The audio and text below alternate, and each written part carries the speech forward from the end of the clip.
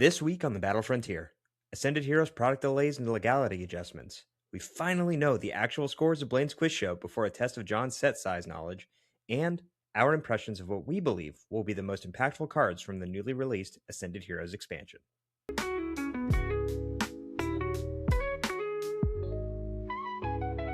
I saw a list for Frostless Monkey Dory, but with Bronzong in it. Is it bad? Like, I'm assuming it seems is. like your worst matchup is Gardevoir, and Bronzong helps fix that. You also get folded by Grimmsnarl. That's been Frostless Monkey Dory's biggest problem has always been No, you know what Bronzong does? Yeah, and Evolution you know Hammer? that Grimmsnarl plays 2 TM Evos, right?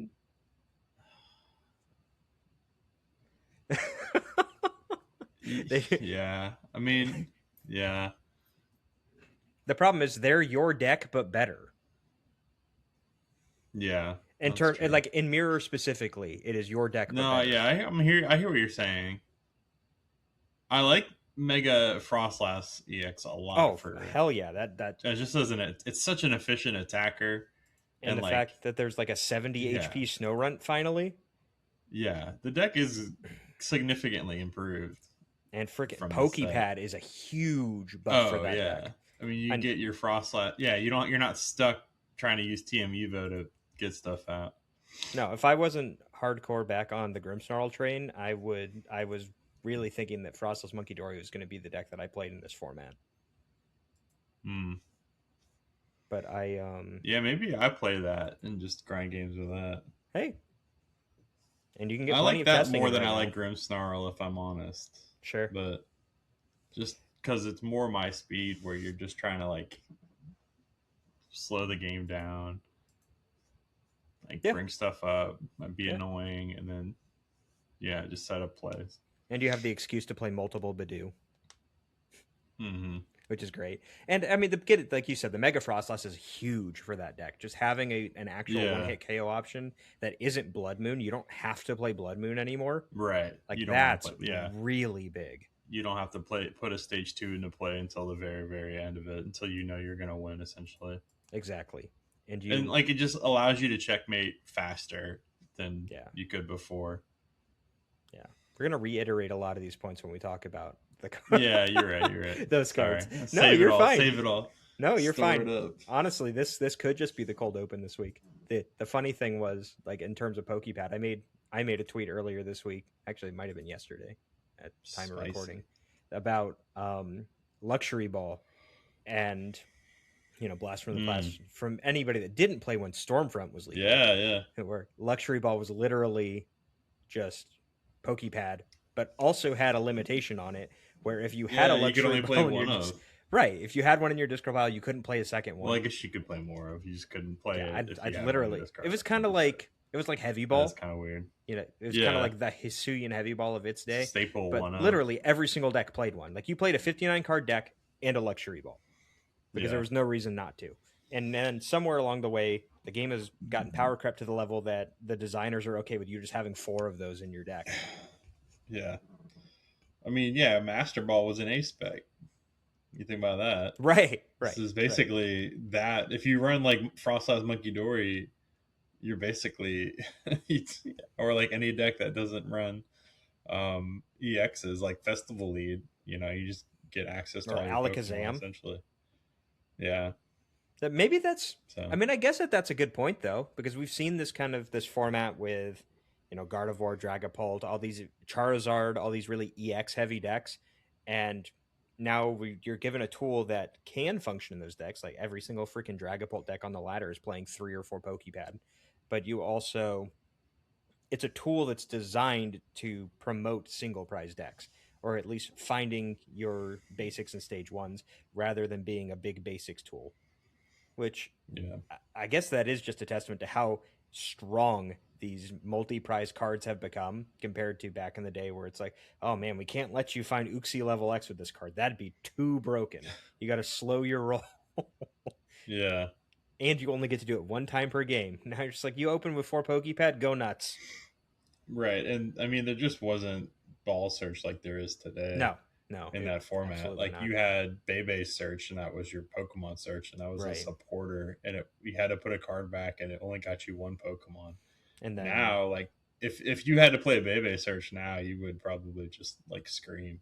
Right. Like, it feels so slow compared to you figure you have Hilda and. But I mean, even looking at the supporters, Brock scouting would be great. Like it's crazy. Hilda, oh my gosh, why am I blanking on this? Cyrano, yeah, Cyrano, broken, tons of these cards that are just like, oh, Bebe search, that card's could terrible. Could you imagine Cyrano in Mega Ray back in the day? Like where you had Hoopa, I guess. It's basically the same thing, sure. But yeah, still. I think Hoopa is definitely arguably better. You get your one. It counts it. Yeah, it's not a supporter, and it counts as a Pokemon on your bench to boost your damage numbers. Right. That was really huge. I don't know. Did that have a limitation where you could only use one per turn, or you couldn't find another Hoopa with it or something? You just didn't need a lot of Hoopas because you would you'd play the Dragonite to get stuff back from your discard pile after it got discarded. But yeah, you would only run the one Hoopa. Okay. Because it was like a bad opener. Like you did not want to open Hoopa. Oh, right. Because it was like 2 or 3 retreat, right? And you needed all your double colorless for your Mega Rays. People didn't really play switch cards. Like maybe you would have was Warp Point legal then? No. Escape Rope maybe. Okay, well, whatever. Tomato, John. Give me a break. Yeah. Well, okay. Here's another boomer take from Aaron Curry. Big shock there. Warp Point and Escape Rope are the same card if you didn't know. I mean, they're functionally the same, but they don't have the same name. You're right. And so like you date yourself by saying Warp Point. Like my brother said Warp Point, and I'm like, what are you talking about? It disappoints me more and more every day. Yeah. back when my item cards actually had Pokemon on them. Okay, old man. Instead of just being get your walker. Instead of just being a picture of a rope. Yeah. Goodness. Yeah. Shout out to anybody who remembers Warp Point. You're the best.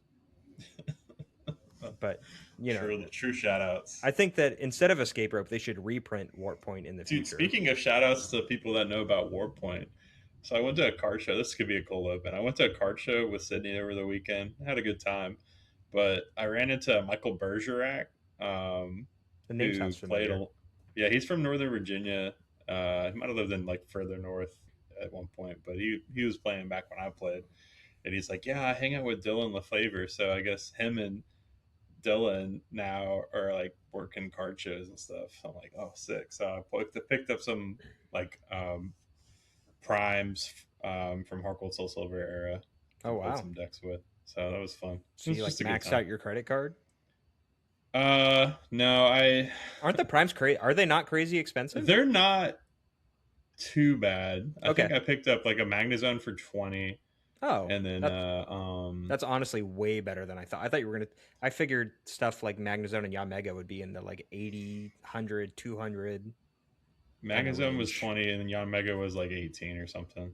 So they weren't too bad. No, that's not. But I did pick up a top and bottom of Raikou, Suicune and Entei Legend. Oh, you're gonna book the truth? Yeah, I have that. Yep, I'm working on that. I'm not gonna buy the beach. I'll probably just stick with the World Championship proxy from, a different year, that same year. But yeah, that deck will drain your bank account. Oh, I'm sure. But I got one for 120 for the top and bottom because they were kind of worn out, but still look good in a sleeve. So sure, I'm happy with that. But yeah, it was a lot of fun. That's crazy considering, back then those were like bulk rares. They were never bulk rares. I don't know. Nobody was ever happy to have one. If you were at a tournament, legend pieces were like trash, and people would just basically give them away. That's crazy. If it wasn't, I can't imagine if it wasn't an art, like the big ones were obviously Rayquaza Deoxys and Entei Raikou. But outside of those two, like they were useless. I mean, at the time, don't get me wrong. One of my favorite like decks to play just for fun from that era was like a Legend box based. The deck. Lugia Legend box. No, it was I don't think I had a Lugia in it. It was Kyogre Groudon. Oh, okay. which did something like you discard the top. It was kind of, I think it was very similar to the Kyogre from oh my gosh, I cannot remember what expansion is. Whichever one they played in Lost Box, where you mill the top 5 cards of your deck, and for each energy there, you do a bunch of damage to your opponent's board. But it was cumbersome because it was a legend, so you needed 2 cards, and the attack was like 4 or 5 energy. Dude, legends are crazy. Just looking back, I think it's one of my favorite mechanics. Like we had something similar with the V unions, but right. no, legends are just goofy because you can't search them out with anything that says like basic Pokemon. So you couldn't get them with collectors. So you had to get them with the PCOM or Beyblades, I guess. But yeah, or you just raw draw into them, and that was all. That was all you had going for you. Which was, and they had like most of the time they had wonky energy requirements because typically they featured more than one Pokemon. So they just look weird too. Like the way that the card's designed is just kind of chaotic. Like the first kind of full art from that era, I guess, if you want to look at it that way. Yeah. Because the art takes up both cards, and then the attacks are kind of just shoved off to the sides. Like the Pokemon are so big that they kind of push the attacks off to the side. And yeah, they're fun. I picked up a bunch of Noble Victories and like Emerging Powers cards, like Holo Rares. So that was me. I'm all about the mid era stuff. I don't like early Pokemon. I don't like modern stuff too much. Although I do like a lot of the artwork from Ascended Heroes, so I'll probably have to put some hours in Sword and Bulk to pick up some of the IRs and SIRs from that set because there's a lot of cool ones. I'm just hoping the prices come down. Like this is ridiculous. Yeah, it's gonna be bad for a while. Like for real. The way that they're releasing products, it's just gonna take forever for stuff to come down. At least if you want to buy it now, just buy Japanese. I know you can't play with it, but if you're trying to just get it for the artwork, like the Japanese is available and it's not too bad. Right. Oh no, significantly discounted. Like I know Grimmsnarl as an example. It has I think the English one even today was still around like $140, which is definitely discounted from where it was on day one. But it's like 140, but the Japanese one's like $30. So if you're definitely, if you're a fan of the artwork more so than just wanting to bling out your deck, like John said, go for the Japanese cards for sure. But even things like Badoo, last I checked, was like a $30 card. Yeah, easy. Yeah, I mean that makes sense to me though. Like that's a highly playable card. Versus, absolutely. Like, Nummel or something like that, where you're just getting it because you like the artwork. Right. But yeah. So actually, while you were at that card show, did anybody have any Ascended Hero stuff, or was it? And if was it all just super jacked up? I mean, I didn't even bother like looking at prices of it. Like one dude, I walked by a display case and he had 2 Gengars side by side, and both were like, and one was like the brand new one. He's like, yeah, somebody came in and sold me their God pack, and I'm like, that's insane. Yeah, the Gengar SIR. That's like the it's gonna be the chase from this set easily. Oh yeah. I think it's currently $1,000. I think does look sick.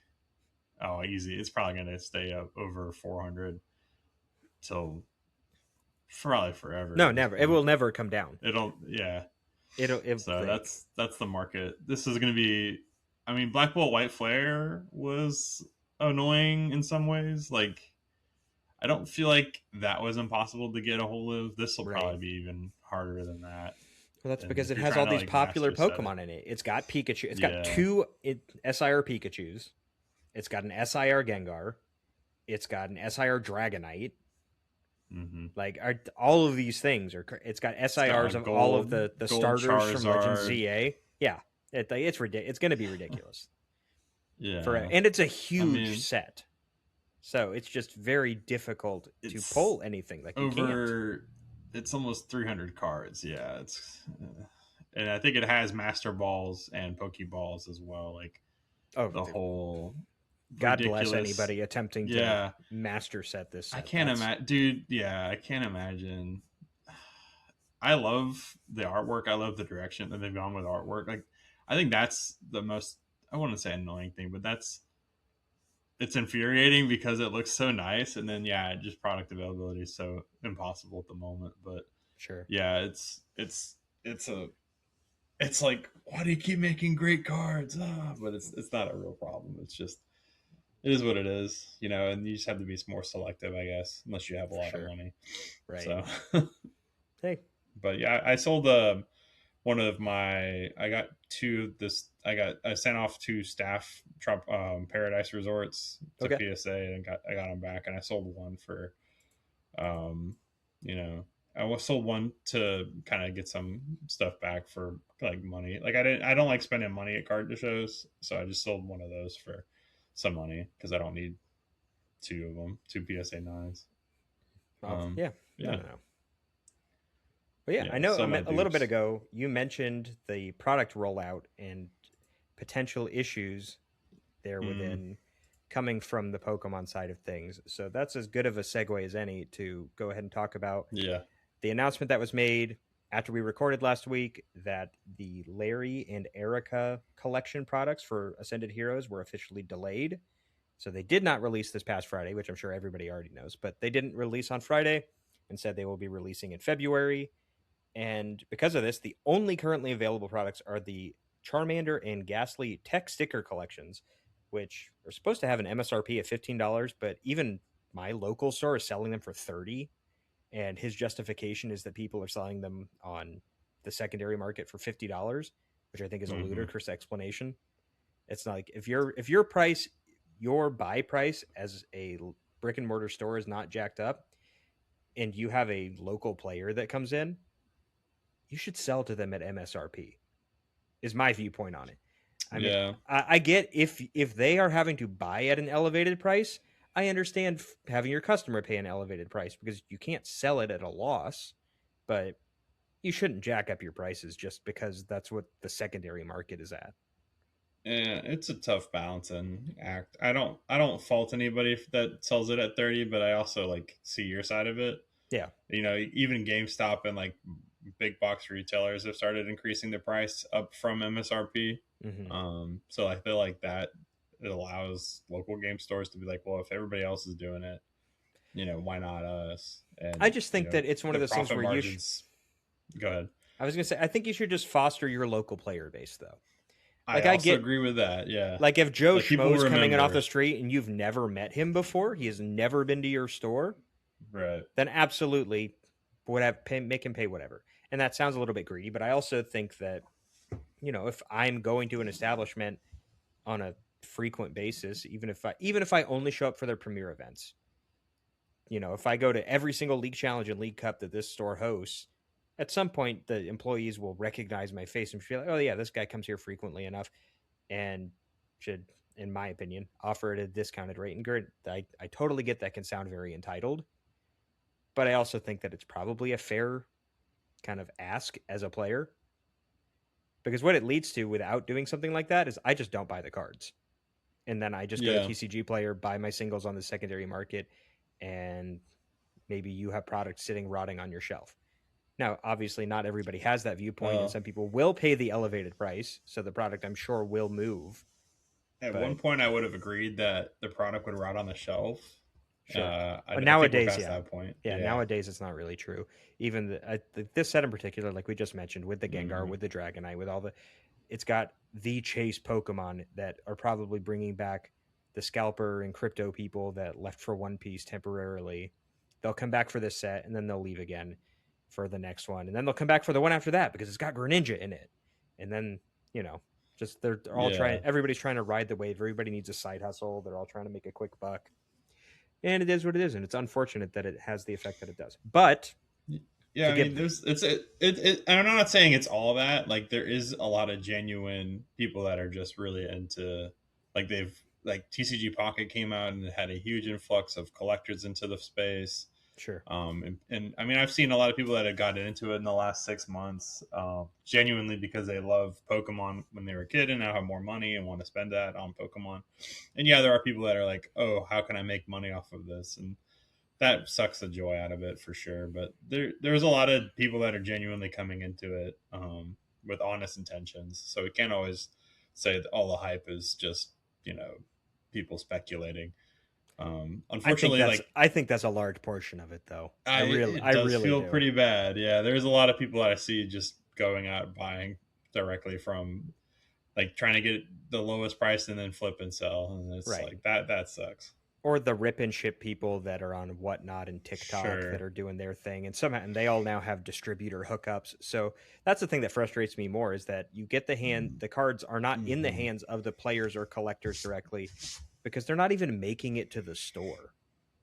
They're just going Yeah. straight from the warehouse to Johnny Opens Pack's house, and I don't Yeah, know. you would hope that Pokemon would say to their distributors that they're, having sell this product, hey, like, let's make sure that we're taking care of the local game stores that have been with us since the start of it, or like make sure that those people get taken care of first, and in an abundance and then once that's fulfilled, then you can, license to individuals or whatever. But I know that distributing, like getting signed up with a new distributor, is a lot more of a hassle than it was 2 years ago even. Sure. Oh, I'm um, sure.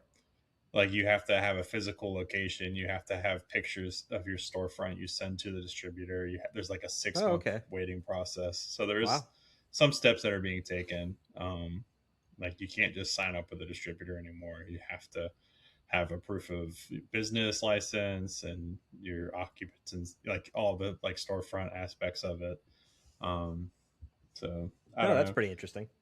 It's a whole, yeah, I mean, there's a whole, I was talking with Josh, the store owner of the card guys that I usually go to, and he was like talking about, like, at one point he's like, yeah, they're looking for like a new location at some point, and he's like, yeah, I kind of just want another physical location so I can just have more stuff from distributors. If I can do that, that even pays for the price of the building, if Yeah. I can just like get more product in. And I'm like, that's crazy, but Well, that okay. there's a store relatively close to me that does do that, because they have like a flea market stall that they sell product out Mm-hmm. of, and then they have their home listed as a business address, and then Oh, that's not cool. their local, like, actual brick and mortar shop. So Yeah. they have distributor accounts for 3 locations, even though they only truly have one permanent storefront, and then like a rented stall at a flea market. But anyway, Sure.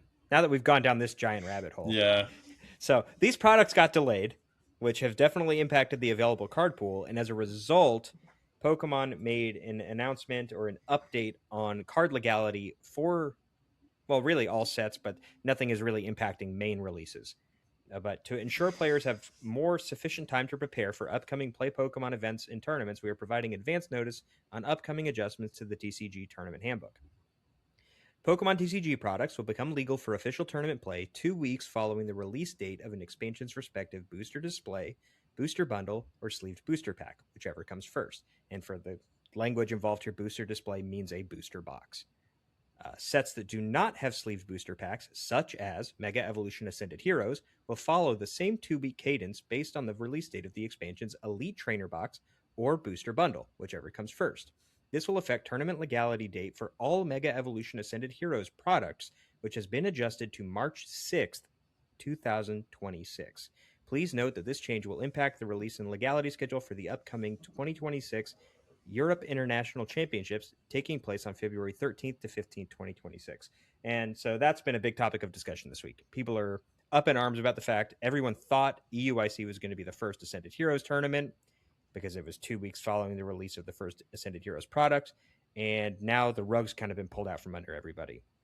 And there's this whole discussion about the fact that TCG Live is not the same format because Ascended Heroes is legal on TCG Live if you're playing on ladder.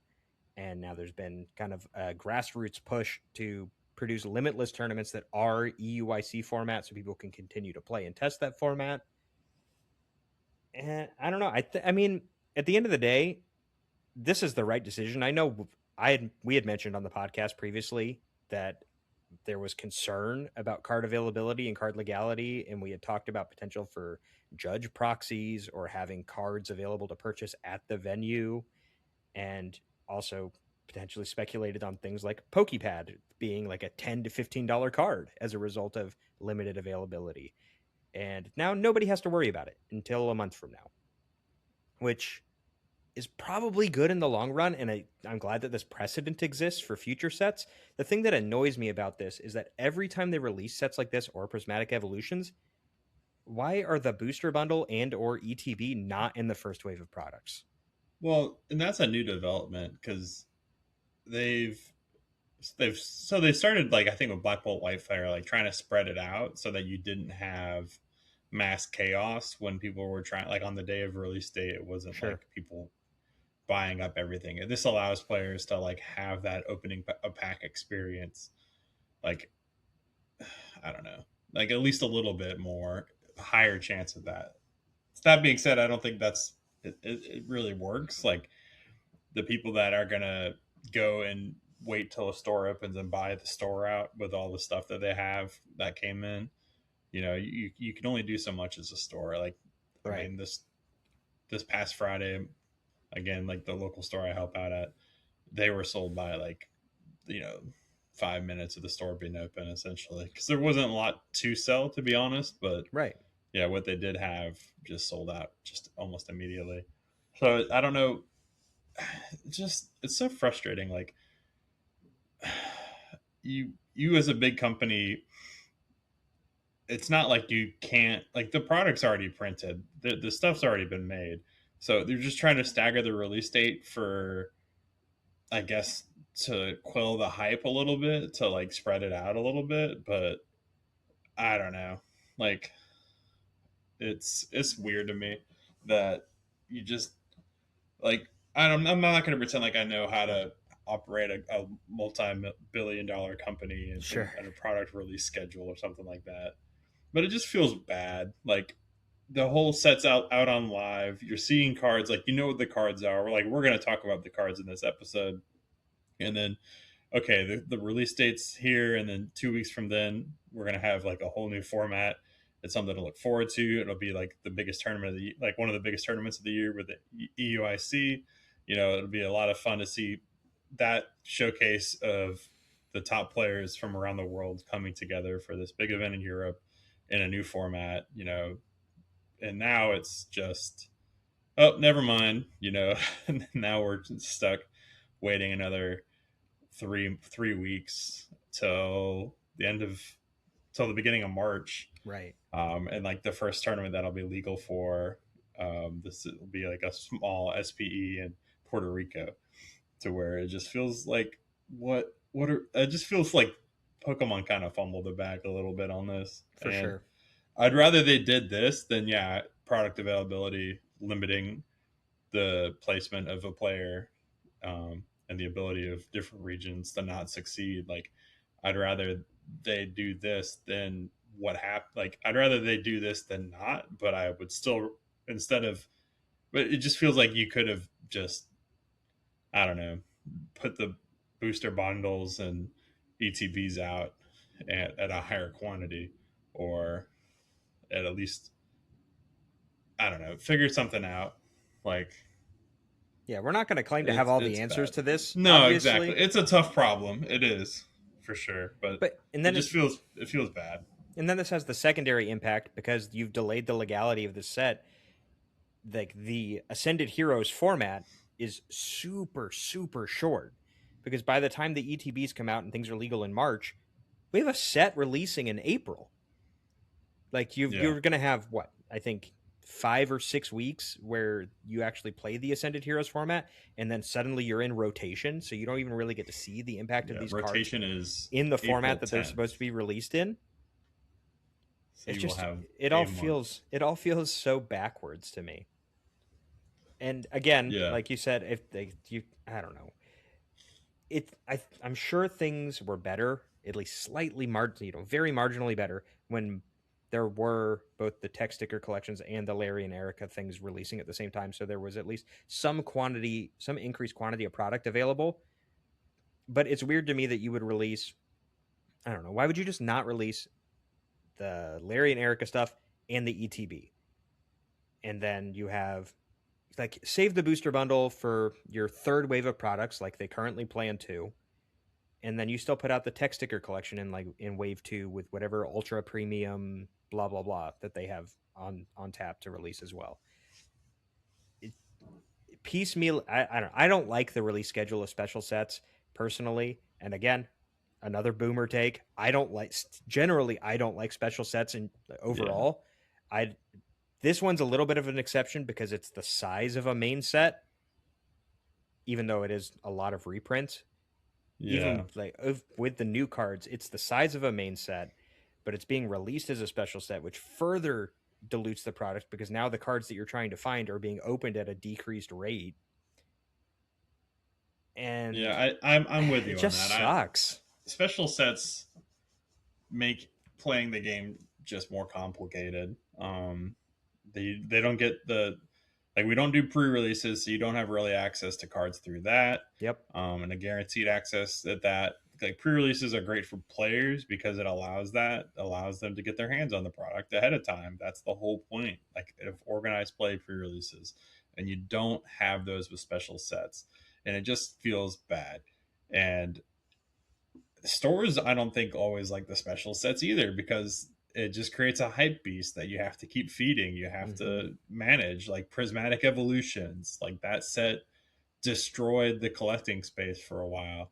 And you've seen it with Black Bolt White Flare, and now you're probably going to see it with this one. And it's just every time we get a special set, it just kind of kills the joy for collectors and players, man. And so I think life might just be better if we moved away from having special sets and just made the main sets like maybe pared down. I don't know. Like maybe you just release. It's tough because there is a lot of good artwork coming out, and you want to showcase that, and you want to give that the space to breathe. But maybe that's I don't know how you do that effectively. You don't. And I mean, that's if the honest yeah, truth. You don't, it's unless tough. you'd have to follow a release schedule similar to what Japan does, where everything does have a booster Mm-hmm. box, but they release a set every single month, and I think that would just kill people over like worldwide. Yeah, Honestly, it I, could be really detrimental. and it's tough, like you said, it's tough for card shops as well because when you release, especially when the first wave of product is a blister pack, card shops can't do the things that they normally do for their local players, where you get an order of an allotment of cases of whatever the release set. Phantasmal Flames is an example. A lot of shops open some number of boxes so that they have singles available for their players, and then you can't do that with these blister packs, especially with the inflated prices that they can justify selling product for. So Yeah. you just end up in a position where the shop overall doesn't really get hurt because they do normally still sell the product, but they get hurt in the long run because they're not able to foster the growth of their local player base by offering cards to them directly. And instead, you're asking your players that, new player that shows up, hey, are you willing to pay double or more of MSRP for this product? By the way, please come back and buy more stuff from me. And it's Yeah, just yeah. rough. Support your local businesses even as they try to like exploit you. Sure. Like that just feels pretty rough. And yeah, I mean we talked a little bit about that with the whole dynamics, and yeah, like I've had that conversation with my league with the store owner there. He's asked me point blank like what should I sell this for? And I'm like, well, I can't really make that decision for you, but I will say that players remember your behavior and will Oh, treat you absolutely. accordingly. Yep. And if you, as a store, choose to profit today, you will feel that pain down the road. Agreed. Um, so I mean, that's what we have. We have the power. We have options. I mean, sometimes we do. At this point, not so much. But No. there will come a time where the hype beast will come back into its cave, and the real players will still be there, and stores will have a harder time moving Pokemon product in theory. And then yeah, the ones that remembered their players and treated them with respect will hopefully be remembered at that point in time and be treated accordingly. So, well, For I mean, sure. we can only hope. Right.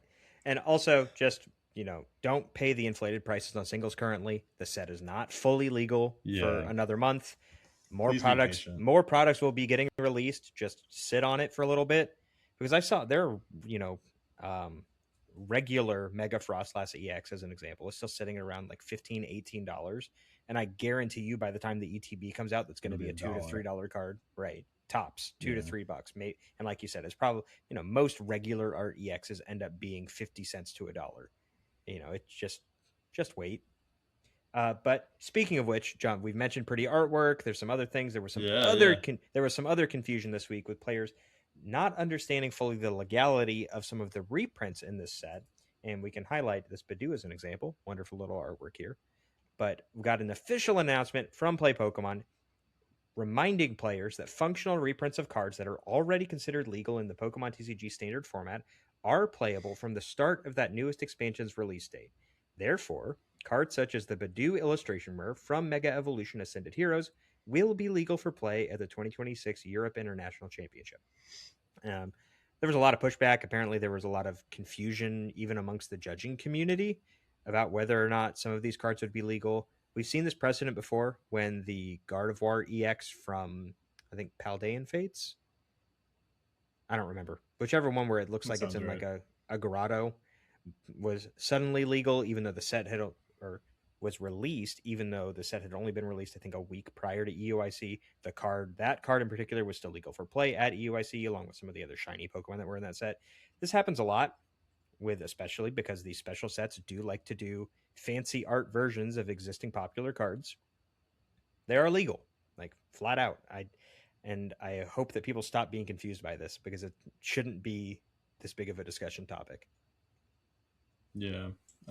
Yeah, I mean, there's like precedent, like you said, and it just it's a little confusing because like, oh, the bottom left corner, the set symbol is one that's not legal for play. Well, and I mean, you come across this with new players when they're like, well, this card has a regulation G mark. Will that be legal after rotation? Mm-hmm. Looking at an ultra ball or looking at a boss's orders, and it's like, Yep. well, that kind of butts on to the same thing where it's like, well, this was printed again in another set, and looking back at like, oh, this is a yellow bordered card, this is legal for play, kind of same thing with other like ultra balls or switches, or so like Pokemon doesn't exist in a vacuum. This Badoo is not the first time this Badoo's been printed. It's been printed three other times or two other times before this one, and so yeah, definitely it's kosher. It's a beautiful, annoying little pollen thing, uh, but yeah, it'll be legal for play. Yeah. Yeah. But I think that that's enough Ascended Heroes for right now. We're going to spend the back half of the episode talking about some of the cards a little bit more in depth. But before we do that, I do have a Blaine's quiz show for Ooh. John here. And also, I, oh goodness, give me 1 second. I actually had the point totals, but I closed that window. So let me find it again. I think it was 15-16. You've been talking this big game like I've been ahead of you this whole time, and you've been up for the past like 3 weeks now. Yeah, before we reset it at the beginning of the season, you were running away with it last Oh, year sure, for sure, sure, sure. sure. So if we had kept the running total going into this year, you would still be far and away ahead. But I did have a good stretch early on, and then you struggled with some of my more diabolical Blaine's quiz shows. So yeah, I definitely think I've plussed out on that. And yeah, I'm excited to see if I can keep the lead going a little bit longer. I know it's only stalling the inevitable as AREN proves that he's older than me and has seen more Pokemon than I've ever comprehended. So I've forgotten more about Pokemon than you'll yeah, there you ever. For Something along sure. those lines. Except I know very Yeah. little about the anime and video game. Apparently, Oh, that's where I'm gonna have to get him. So that's what you've you gotten me know you several know times. something Anime. about the video game. Oh, that's true. I know a little bit about the video game, but anime and card prices are definitely not my forte. Yeah. But I will find out if this week's topic is John's forte. But before we get to that, if this is your first episode listening, or you have just skipped Blaine's quiz show every time you've listened to the episode, first of all, shame on you. Unbelievable. Shame Yeah. on you. Don't Cannot do believe you that. would ever do that.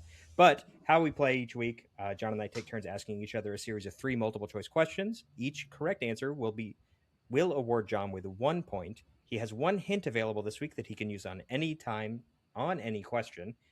And if he's able to answer all 3 questions without utilizing said hint, he earns a bonus point for the week. So again, as a reminder, John is currently up 16-15 and is trying to increase his lead in the topic of set sizes. Oh, boy. So we will see what John knows about set sizes. Our first question this week, simple. What is the largest TCG set, including secret rares? And your options are Fusion Strike, Ascended Heroes, Shining Fates, or Surging Sparks. Oh my gosh, I feel like I should know this. The Senate here is massive, um, but I don't feel like it's the largest. Like maybe you're just baiting me, but I'm trying to think what. Um, I know Fusion Strike was big when it came out, because it was like two Japanese sets crammed together, and then like other stuff kind of crammed in there, like with a bunch of bulk EXs. And that's what made like the pull rates really atrocious. And then, yeah, I think that's part of it. But hmm, yeah, I'm gonna use my hint here. I think just get that out of the way, give me a little bit better of a chance. Okay. The name of the set in question does not start with S. Okay, so it's either Ascendant Heroes or Fusion Strike. I'm gonna go with Fusion Strike. I think that was where I was leaning when I started, and I'm just gonna pull the ripcord and pick that one. Okay. John, you have selected Fusion Strike, and unfortunately, you would have been correct Oh, prior to Ascended Heroes. wow. Fusion Strike does have more main set cards than Ascended Heroes.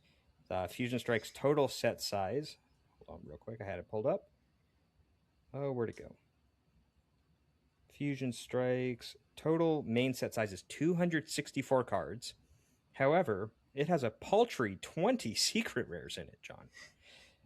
And the Ascended Heroes, while only having a main set size of 217 cards, boasts a whopping 78 secret rares to put it up to 295 total cards in the set.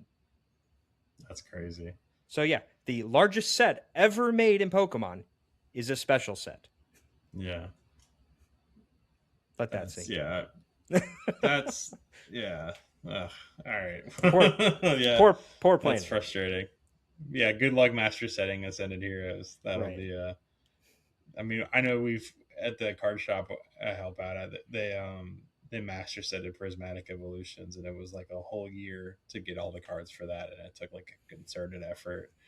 And I'm gonna ask them, do you guys want to do that for Ascended Heroes too? Because they did it to sell it, and it just sits up there with a sure. $4,000 price tag, which is probably like out of date at this point. It's probably worth more than that, but right. Okay. Anyway, let's move on to our second question. See if you have a little bit better luck. Let's go to the other end. What is the smallest post Wizards of the Coast set that is not considered a special set? Because there are some abysmally small special sets. I think one of them, Dragon Vault, I think is only 15 cards. But your options here are EX Legend Maker, Heart Gold, Soul Silver, Undaunted, XY Evolutions, or Phantasmal Flames. I'm going to lock in Undaunted. I know that it was only released as one set in Japan, and they just kind of threw in a couple extra cards. But I know that it's the shortest one. I think that's off the top of my head. That's the answer. Okay. And you are absolutely correct. Although it is very close. Pretty close. Yeah. Close. Phantasmal Flames is a very small main set, but it has an excessive number of special or secret rares and illustration rares that put it way over. XY Evolutions has 113 cards. EX Legend Maker has a 93. There was actually another Heart Gold Soul Silver set that I just chose not to include. I think it's Unleashed, only has 92 cards. And then Undaunted is the smallest Nintendo or Pokemon Company set with 91 cards total. If you want to master set a main set Pokemon set, go for this one. I mean, although it's still gonna be expensive. Yeah, it's gonna be expensive nowadays, but it's not that many the cards. Unknowns and the weird stuff. Yeah, not that many cards. Yeah, I had to do post Wizards of the Coast because Fossil and Jungle are both actually less than 90 cards each.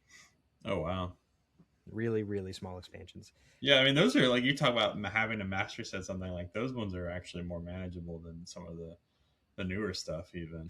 Yeah. Good luck finding the cards in decent condition. But we have one more question for you this week, John. Last question. 1 point so far for you. But which set has the highest number of overnumbered cards ever printed? And your choices are Black Bolt, White Flare, Shining Fates, and Paldean Fates. Ooh, this is a hard one. I wish I had my hint for this one. Unfortunately, I used it already. So Black Bolt and White Flare both have a obscene number of IRs because every single main set card has a IR. I don't know the numbers though on which one has more. And then Shining Fates and Paldean Fates both have all the shinies, but I don't think that it's quite like the Black Bolt and White Flare. There's a lot, but I don't think it's more than either one of those because each one of those has like 60 plus IRs. Trying to think if Black Bolt's bigger than White Flare or so vice versa. Ugh. It's a 50-50 between those two. I'll just go with I'm trying to remember like the Victini numbers because I think that's the last card in the set, and I'm trying to remember like which one's higher. That's a good strategy. Yeah. I think white might be, so I'll just do White Flare. Just kind of guess at it. It's a 50-50 guess, so we'll see if that's the right one. Okay. And no, there are a lot my logic of worked out. cards in the Fates sets. Dang. Yeah, interestingly, Black Bolt and White Flare don't have the same number of overnumbered cards, but Paldean Fates and Shining Fates blow them out of the water. And the only reason that these sets don't reach the same numbers as something like Ascended Heroes is the main set for both of these is only like 50 or 60 cards. Mm-hmm. And then you just have a massive number of shiny Pokemon and art rares contained within them. Wow. Yeah. Okay. All of these numbers, by the way, come from Bulbapedia. So if I'm wrong, blame them. I mean, I believe it. It's an insane number, but yeah, I guess there's more shinies than I thought there was, and then yeah, there's a bunch of other stuff in there too. Right. So, wow. Okay. All right. So one point for John this week. Yeah, one measly point. Hey, still increases your lead. There we go. Still puts you up by 2 now. But Aaron, you might be able to catch me next week. I might be able to indeed. Sorry, I was trying to open up another window here with all of the the Paldean Fates cards just to peruse them really quickly before we get into Ascended Heroes. Holy cow, I don't think I realized how many of these were in here. This is crazy. It's a huge set. It's the biggest set ever, right? No, not Ascended Heroes. I'm talking about Paldean Fates. So, yeah. Just for anybody who doesn't remember, with Paldean Fates, that did not zoom in very well. There were 91 total main set cards in Paldean Fates. And then starting with Oddish, we go through and just see tons and tons and tons. Some of you probably don't even remember that most of these cards had shiny variants, honestly. Unless you were just a diehard, collector of a given Pokemon. You just continue down all of this, including all the shiny EXs, and then you get into the actual illustration rares, and then these teal cards that nobody ever really plays. Oh yeah, I forgot about that. Exist as well. Ugh, they're so. Don't tell Sydney. They look better than rainbow rares. I think I would choose rainbow rares over these, at least from a collecting standpoint. From a playing standpoint, maybe not. But it just looks so weird to see like Chi-Yu teal and gold. Like that's just okay. That's fair. I think it does depend on which one it is, because like I feel like the Miraidon actually looks pretty good. It's fine. Yeah. And the Chien-Pao looks all right as well. But you're right. I can see like this is a little off-putting. For sure. Yeah, it's bizarre. But anyway, that's enough about Paldean Fates. We're here to talk about Ascended Heroes today, and we are absolutely not going to go through every single card in this set. John and I have been on record before today's cast about how this set doesn't have a ton of crazy impactful cards. There are still a lot of reprints in here, although there are new cards, as you can see from the top. We got some new owners Pokemon with the Erica's Vileplume line. We're going to skip it. It's not very good. Unfortunately, Erica and Larry are 2 new trainers in the set. As far as, owners in the set is probably a better way to say it. Mm-hmm. But their cards are not super great. Like, you can make a nice meme deck, like a league thing involving like the Erica's Pokemon. I actually, off the top of my head, don't know what the Larry's Pokemon do specifically. I just know they're not very good. But the first card of note here will be Mega Meganium EX with a massive. Oh, that didn't work. I just didn't want to have to keep going back and forth on the window. With a massive 360 HP and a 3 colorless energy attack, Giant Bouquet, 70 damage base, does 50 more damage for each grass energy attached to this Pokemon. And at first glance, this card actually doesn't seem that impressive. It seems kind of bad in like a starter deck card, maybe, which is exactly what it was in Japan. But you have to keep in mind it does still have Force of Vitality to work with. It has the other Meganium from the Mega Evolution expansion that doubles the number of grass energy attached to it. So for 2 energy attached to this Pokemon, you're doing 270. Once you get to 3, you're doing 370. And that one hit KOs everything in the game. Mm-hmm. So it's potentially dangerous. I don't know if I'd quite say that it's good, but it's another grass option. And I think that grass will continue to be a type that has a lot of potential as long as you have things like Ogerpon's not going to rotate. Like this card is definitely not good right now. It's kind of more of a post rotation thing, and there might still be better options outside of this. Yeah, this is it has some synergy, like you said, and then grass could be a pretty powerful attack or pretty powerful like card base after rotation. We're going to talk a lot about stuff after rotation. I mean, we only have 2 months of playability with this set, so our minds are kind of shifting that direction. I mean, Sure. granted, you will if you're going to like Orlando. I think that'll probably be Orlando and Houston will be in this set's format. Yeah. Um, so that'll be kind of my focus. I'm hoping to play in Orlando. Well, hopefully by the time you're hearing this, registration will be going through because it starts up on Wednesday night. Um, so hopefully Aaron and I will be there and testing this format. But yeah, a lot of the stuff we're going to be talking about kind of has that in mind where you're looking ahead to post rotation at this point. Sure. Sure. And there are some cards that will have immediate impact, and we'll call this out because some of them Mm-hmm. are only good pre rotation. Sure.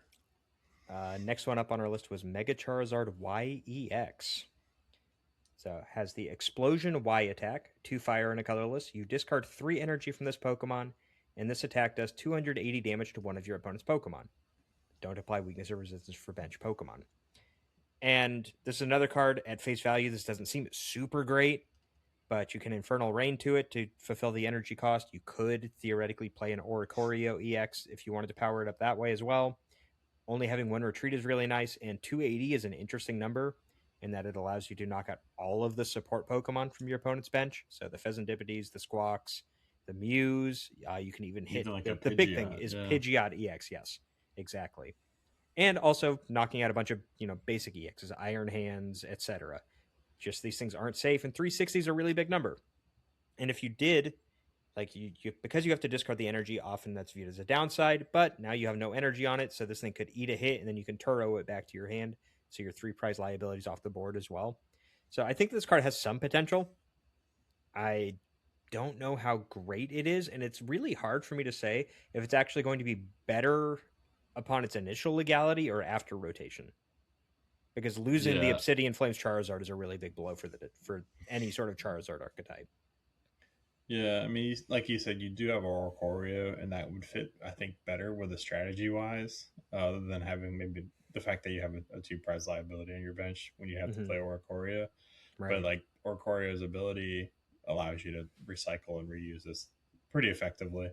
Um, I don't know if it's a super competitive card.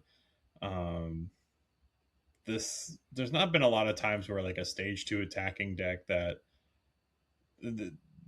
with this effect I feel like has had a lot of success. Like I can't think of anything that really snipes like this and has like the reason why the um, Charizard from that we've had for so long has done so well is because it's only worth 2 prizes and it is a very efficient attacker. It Mm-hmm. powers itself up and it does like a lot of damage through that attack. This you still need a lot of support. You still need like energy to recover energy potentially, and like to either have Oricorio or have to have it powered up with a Charizard just doesn't seem like a super viable strategy at this point. But the format could change to where we're just swinging, or we're just picking off like stuff on the bench. Like if we get to a format where there's a lot of support, stage 2 support Pokemon, you could run like the Mega Charizard, and then I don't know, another Pokemon like you could even run Ethan's Macargo if you wanted to, because Oricorio says that you can attach the fire energy to whatever Pokemon you want, as long as a Mega Charizard, or as long as a Mega Fire Pokemon is in play. I think, right? Correct. So Yeah. there's no limit as to what you can attack with. So this is a tool that allows you to activate that ability and then kind of run a fire toolbox essentially and change up like what you're doing with that energy. So Sure. it's I think that a cool attacker though. I mean, it's a lot of damage, and it does do a lot of cool stuff. So yeah, we'll I see. think maybe that viability does. My initial thought for pre-rotation is just as a tech card in the Charizard deck to give you Mm. an option maybe to close out a game if you're out of Gust for whatever reason and your opponent puts like a one prize Pokemon active. And then post rotation, in tandem with Oricorio, you also have Mega Charizard X EX, so you have a Charizard that blows up the active and a Charizard that blows up the bench. Is that good? Maybe, maybe not. Early results from Japan say no, but Yeah. maybe they just haven't cracked it yet. Um, we did not have Embor on our list. Notably, No, Psyduck and Golduck got reprinted. that's cool. Literally same card as the promos, but now they're commons and uncommons. So anybody that was worried about that price, that is going to go down. And Psyduck has an illustration rare that we'll get to at the end, which looks really great. That's very expensive. Mhm. Do not buy it right now. Yeah. Next huge upgrade is Snorunt.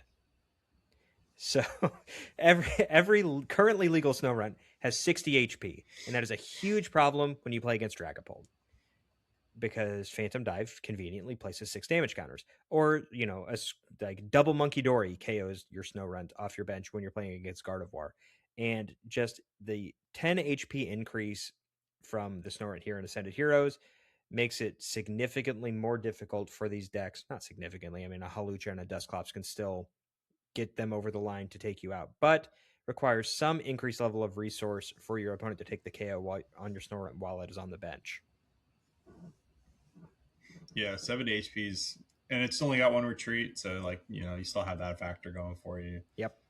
It has the usable attack even if you wanted to factor that into it. There's no reason to run the other two Snow that we've seen for as long as we have. Switch to this one. Like this is the only one you should ever run, Yep. essentially. Yeah, you can still grab it off of Poffin. It's a big thing. Yep. Still has And that threshold going for it.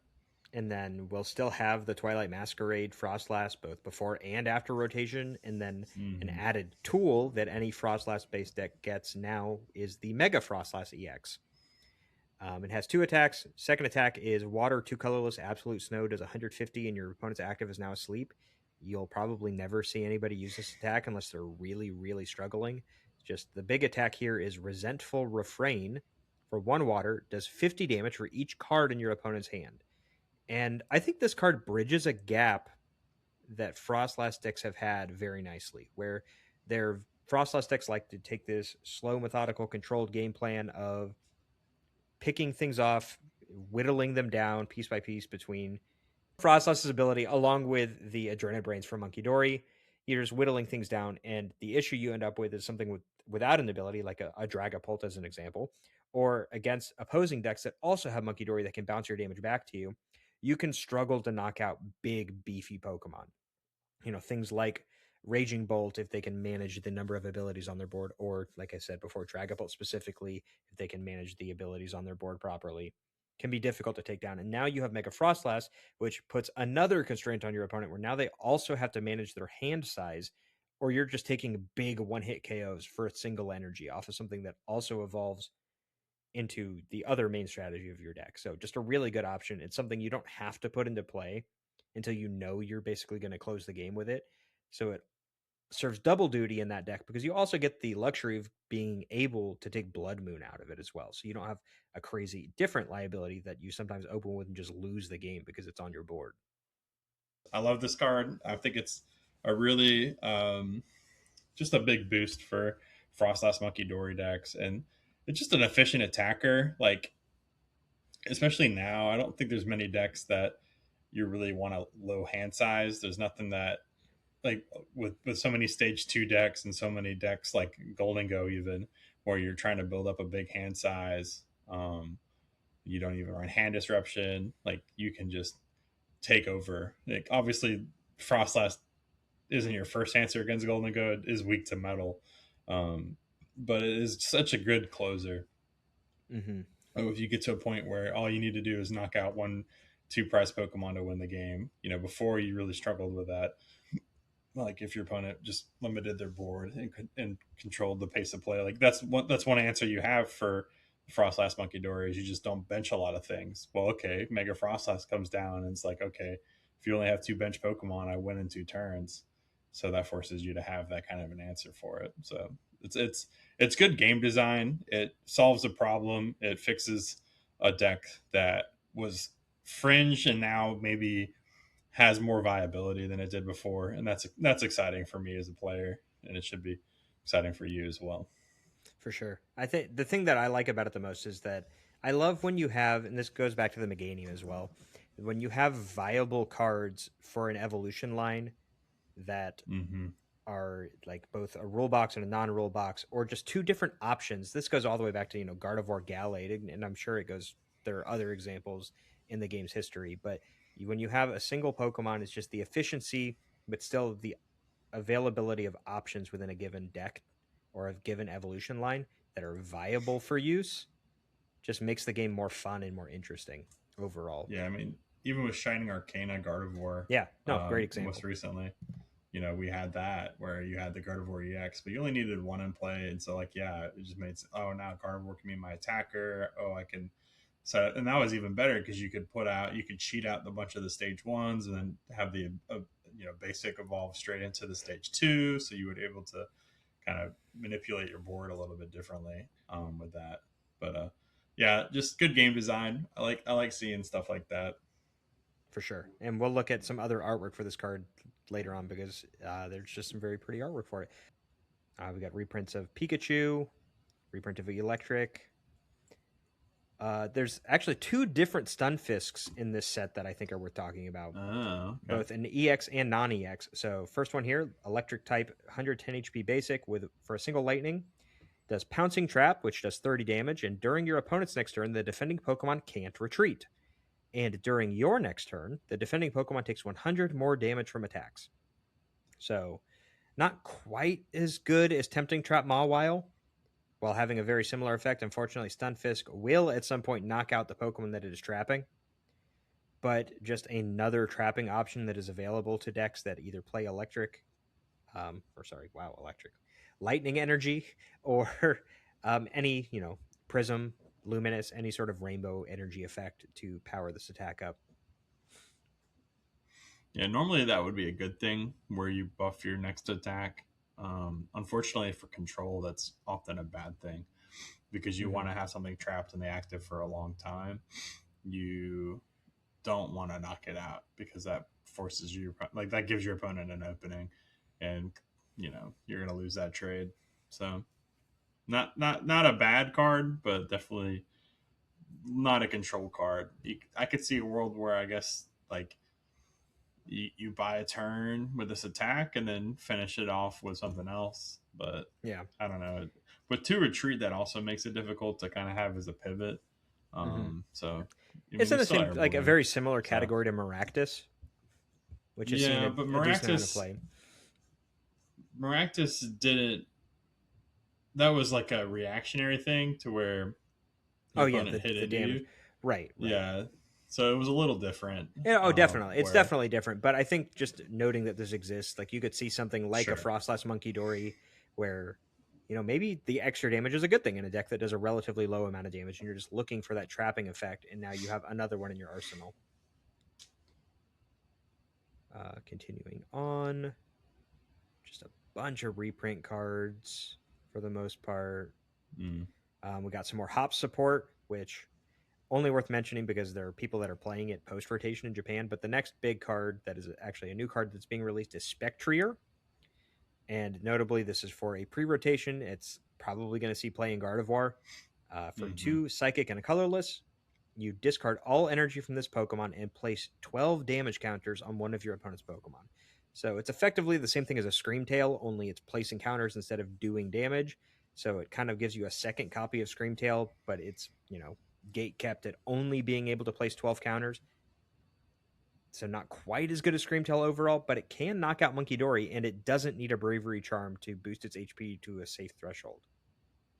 Yeah, and the fact that it discards energy in this case is a big Yeah, plus. yeah, absolutely. A lot of times, like Gardevoir would struggle if you, um, use the Scream Tail and okay, a counter catcher or boss up one of your Gardevoirs, and then now I have no psychic energy in the discard pile and no way to retreat my Gardevoir with a 2 retreat cost. Yep. Well, if you're using Spectrier and you're discarding the energy, you get the added benefit of being able to move over the damage from Monkey Dory, and then you are able to, not have to worry about that strategy being such a big factor. So that's good. Definitely. And then Gardevoir EX will rotate, and that card will never see play again. Yeah. Yeah, that's sad truth. Unfortunately. Next thing is the other Stunfisk. So, big surprise. I feel like Stunfisk always does this thing, but fighting Stunfisk EX for 210 HP basic for a single fighting energy, Big Bite, which does 30 damage, and during your opponent's next turn, the defending Pokemon can't retreat. Other attack legitimately doesn't matter to me. No. The big thing is just it's another trapping Pokemon, and this one is a 200 plus HP trapping Pokemon. So very similar to like Sob. But it's a fighting type, so it's something that can trap a Monkey Dory as an example. So, we've had Block Sudowoodo that's done something similar, but now you have a Stunfisk EX with a fighting and a mist energy and Assault Vest on it. Not Assault. Is it Assault Vest? The one that when you're behind in prizes you take less damage? Yeah, that sounds right. No, Defiance Vest. That's what it's called. Oh, There we go. Assault Vest is older. Yeah. Yes. But so just taking basically no damage from the Monkey Dory, you're also doing 0 damage to the Monkey Dory, and you have a win card against Gardevoir by just decking them out. And it's a large enough HP pool that this is something that can very easily have, if you wanted to forego the Defiance Vest, put a Hero's Cape on it, and then just penny it back to your hand at some point. Mm-hmm. Just going to be very annoying. This is the control card between the two Stunfisks for sure. For sure. Yeah, this is already seeing play in control variants. So definitely as a like you're gonna replace either it definitely replaces the corner what was it? Ethan Sudowoodo? That one. No, there was another one that the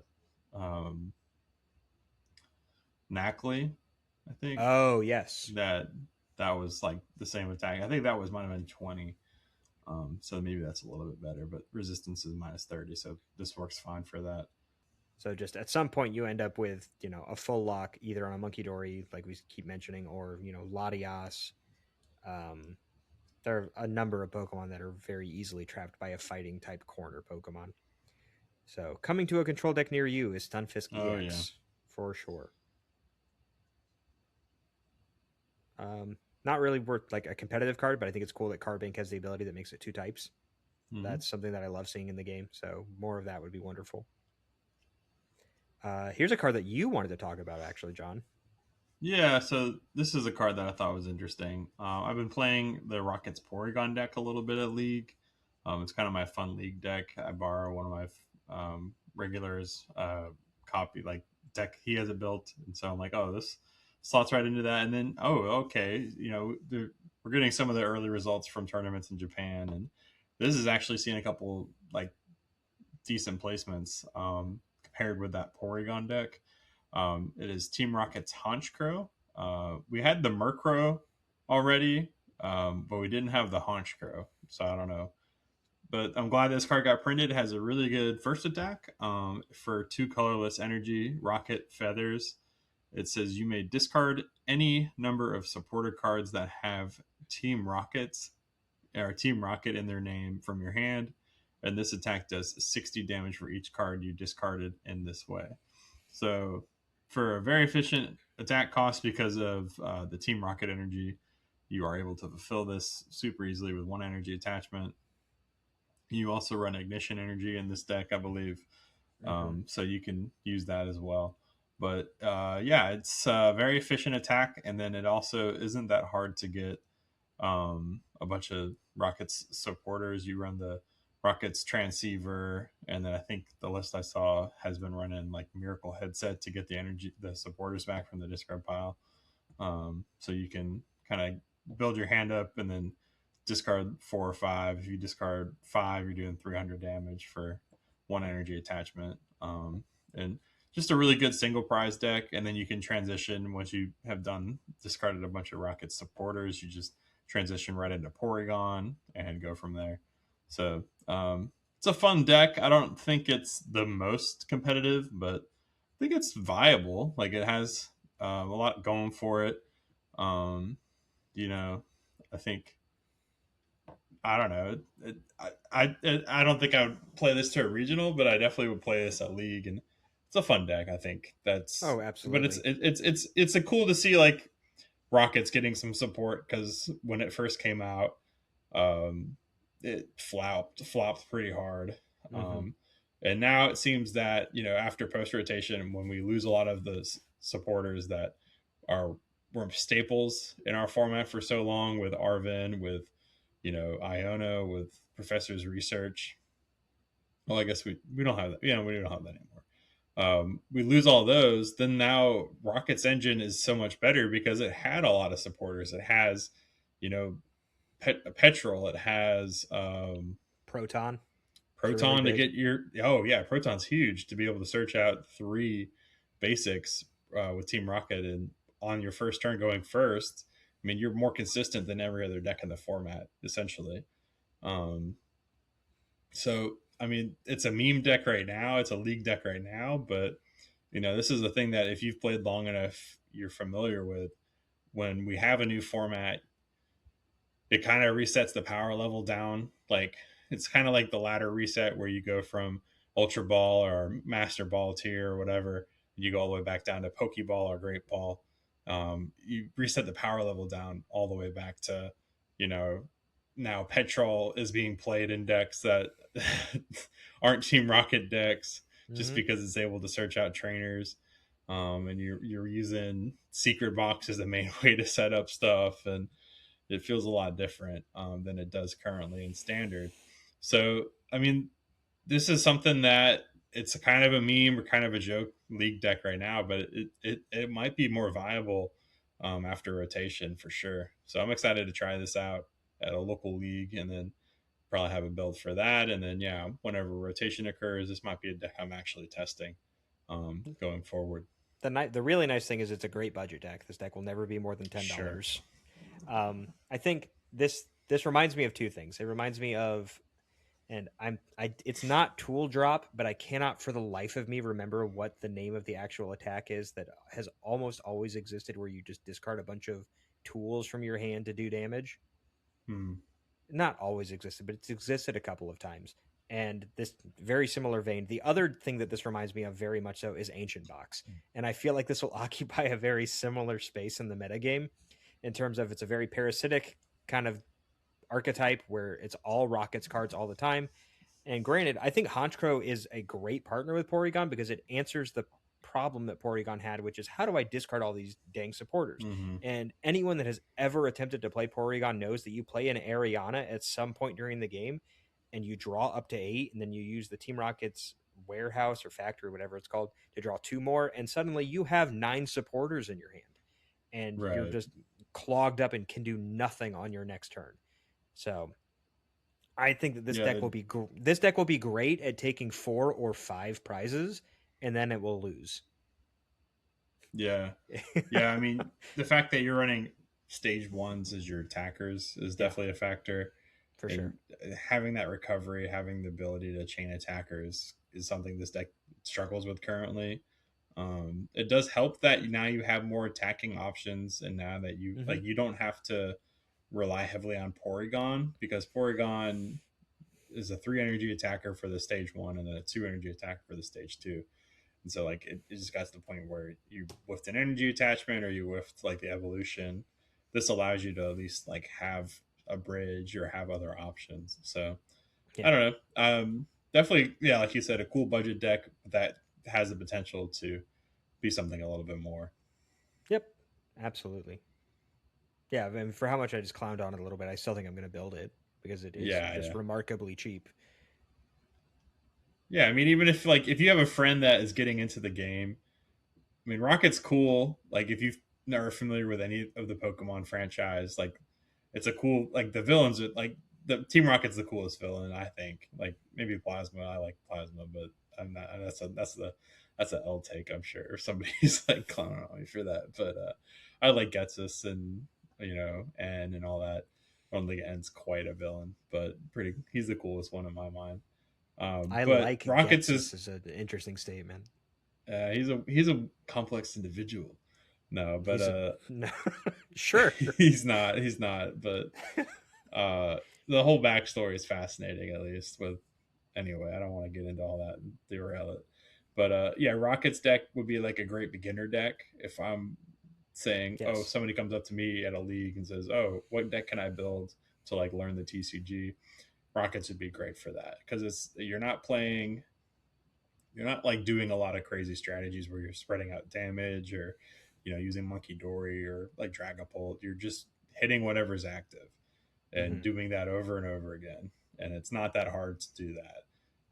So it's like but it's still fun, and it's still like you're doing a lot of like actions per turn. You're learning a lot of the basics of like resource management and like setting up a board state and like when to sequence stuff to where you draw the most cards effectively and all that kind of stuff. So it's a really good one for that. So yeah, definitely would be my recommendation if you're like a new player getting into the game and want a deck that's going to last for a long time after rotation. Like if that's what you're looking for, like hey, what's a deck that I can build today that I can then play for 3 years? Team Rocket's Porygon slash Murkrow is that deck. Yeah, and I also think that you could forego the whole Porygon archetype and just play the Honchkrow Sure. paired up with Spidops as like a not requiring the supporters. Because Spidops is just a good attacker in and of itself, Yeah, that's true. so we could see that at some point down the line. But uh, moving on, we skipped Metal entirely because they got nothing interesting. Yeah. But Dragons actually got several interesting cards this expansion. The Mega Dragonite line, which is kind of like the hallmark card for the set, first has a usable stage one, which is always a good sign for your, stage two Pokemon. So we have Dragonair with the evolutionary guidance ability. It's kind of a signature ability of Dragonair. I think multiple Dragonairs have had this, like every Dark Dragonair that's ever been printed. And then I think one of the original Dragonairs also had this. But once during your turn, if this Pokemon has an energy attached, you may use this ability. Search your deck for an evolution Pokemon, reveal it, put it into your hand, then shuffle your deck. Really good consistency ability. I've seen a lot of early builds of Flareon in this format that actually utilize a thin Dragonite line because Dragonair helps you kind of keep your Noctowl chain going despite hand disruption. And then you can accelerate energies to your Dragonite because it uses water and lightning, which are types you already play in your Flareon deck. And when we get to that Mega Dragonite, we have a 370 HP stage 2 with the ability Sky Transport that says once during your turn, you may use this ability to switch your active with one of your bench Pokemon. Great, can't be retreat locked, can't be confuse locked anymore. And then Reuno Glide for water and 2 lightning does 330, and you discard 2 energy from this Pokemon. If you're going to play this, you have to play some sort of acceleration for it, whether it's electric or something like that. Mm-hmm. Terra, Flareon package. I mean, Crispin technically kind of almost gets you there, but you're still an energy short, which makes things really awkward when you're having to then discard 2 energy and then power those up while also trying to power up other Pokemon on your bench. But 330 is a really good number. You knock out Oh Gardevoir, you knock yeah. out Charizard, you knock out Dragapult, all cleanly. Don't have to involve any of these like nonsense with Gravity Mountain, and then 370 is a huge number. Yeah. Outside of Mega Meganium, nothing's knocking that out.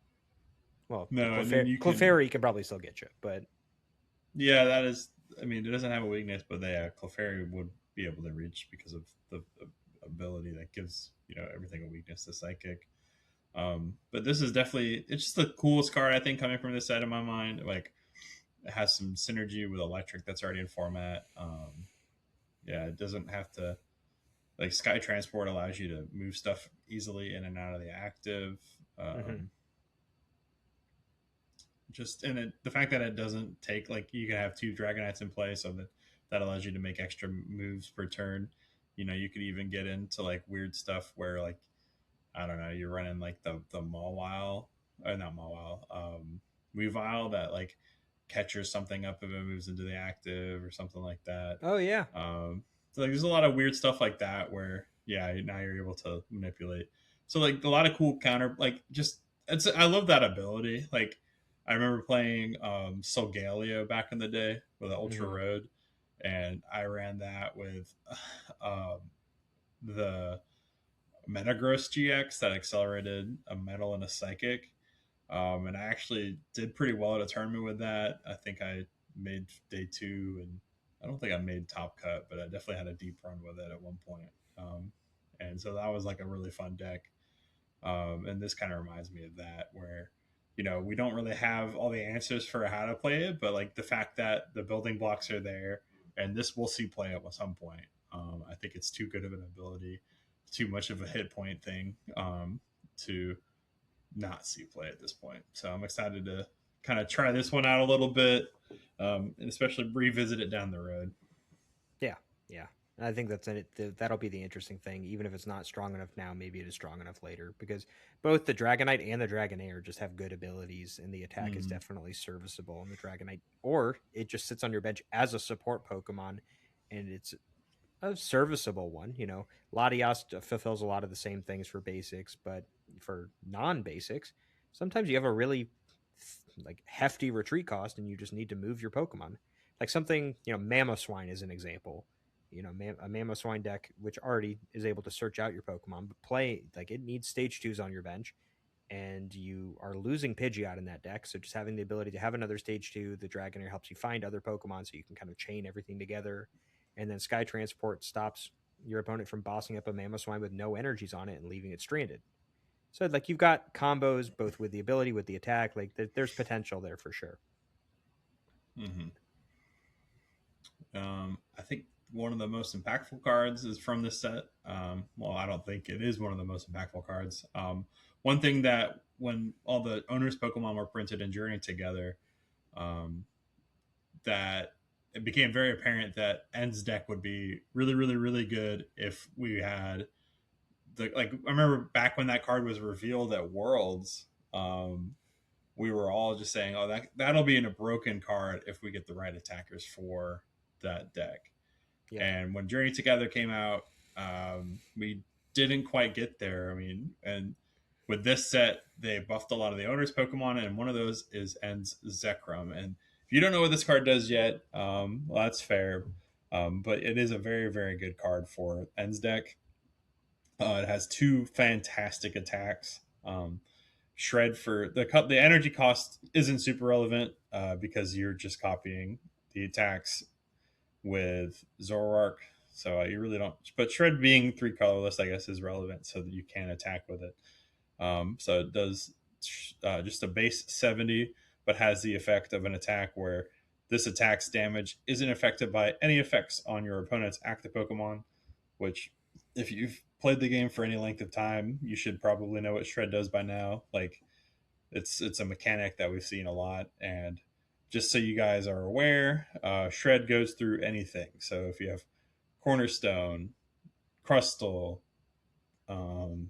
anything that would prevent your Pokemon from doing damage to another Pokemon, Shred just says, "I forget that. I'm hitting you for however much damage." And yeah, that's just good. Like, it allows you to just counter strategies that way. Now you don't have to run a Cornerstone answer necessarily. You can, with the combination of Pecharunt and Binding Mochi, you can two shot a what is it called? Cornerstone Seal, right? Yeah. Just Cornerstone Mask Ogerpon. Cornerstone Mask. Sorry, the names are always just, they're like word soup to me. Like, those ones are, I don't know. That doesn't seem to be like a logical train of thought when the naming conventions for this Pokemon came out. So those are always hard for me to like wrap my head around. other than Teal Mask, I guess. But Shred goes through that, and so you don't have to worry about that.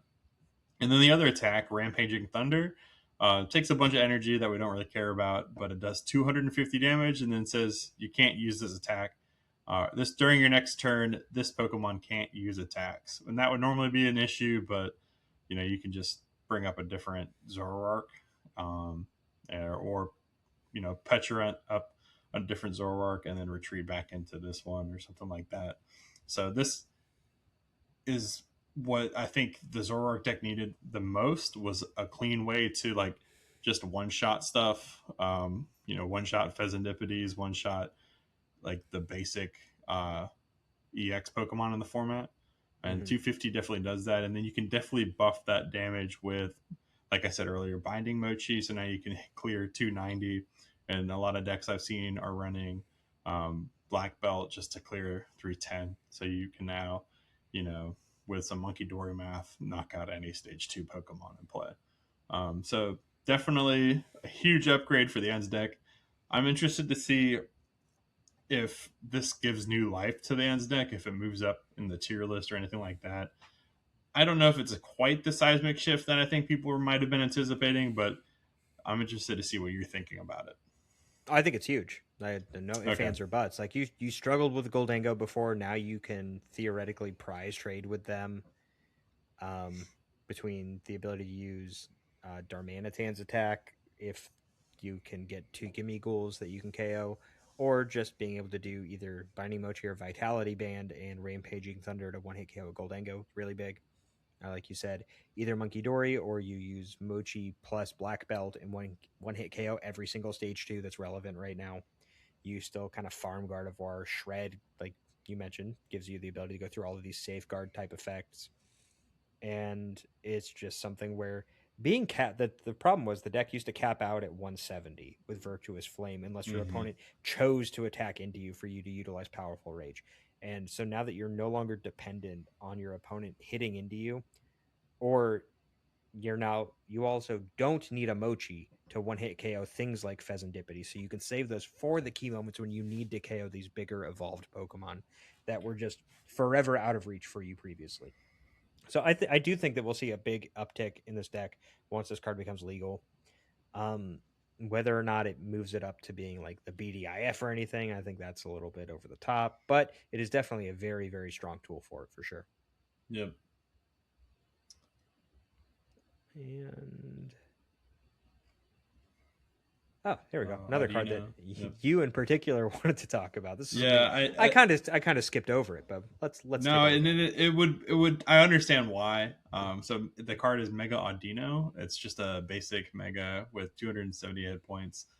At first glance, it doesn't really look like much. But this is a card. I'm going to shout out Joe from Omnipoke. I was watching his video, and he kind of is like, "Hey, just a reminder, TM Turbo Energize rotates. So this is the only way we're going to have to kind of really accelerate energy that, like, if you don't have a way to accelerate that normally, like, this attack's going to be the only way to do that." And it's a silly attack. Kaleido Waltz is the name of the attack. For 1 colorless, it says flip 3 coins. For each heads, search your deck for up to 2 basic energy cards and attach them to your Pokemon in any way you like, then shuffle your deck. So it's even stronger than Turbo Energize, with the downside that you have to flip coins. And I mean, normally when you read the cards and the attack says flip 3 coins, like if the attack starts out with flip 3 coins, usually it's a bad attack. It's a terrible attack that you're never going to use. But statistically speaking, you're at least, what is it, like, that's less than 15% or 12.5%, I guess, to hit 3 heads, right? Is it 20? Like, it's one half times 1/2 times 1/2, so 1/8. Yeah. So whatever 1/8 is mathematically, that's how 12.5%. You get 6 energy out of your deck, and 12.5% you get 0. But you're very, very likely to get at least 2 energy out of your deck.